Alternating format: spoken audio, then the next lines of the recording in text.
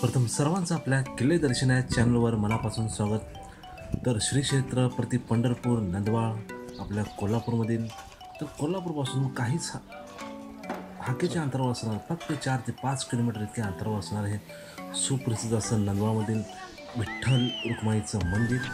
आणि करवीर महात्मामध्ये या गावाचा उल्लेख नंदग्राम म्हणून असा केला जातो।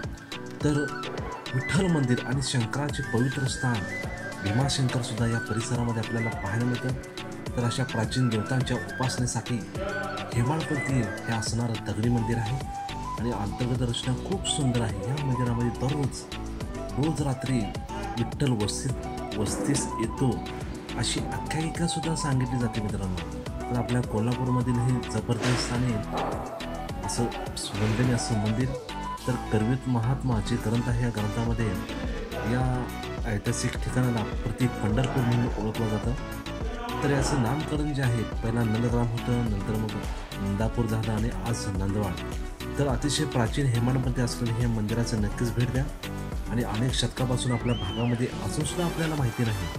तर कोल्हापूरपासून काहीच अंतरावर कोणालाही जरी विचारला तर कोणीही सांगेल कोल्हापूरमधून नंदवाळ कुठं आहे।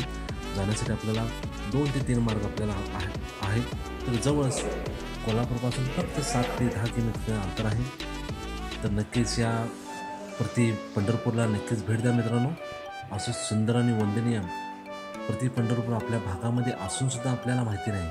तर आमच्या चॅनलचा एकच उद्देश आहे की अशी जी ऐतिहासिक ठिकाणं आहेत यांची माहिती आपल्यापर्यंत पोहोचण्याचा आपला एकच उद्देश आहे, जेणेकरून आपल्याला लांब जाता येत नसेल तर निदान जवळची प्रेक्षणीय स्थळं तर तुम्ही पाहू शकता।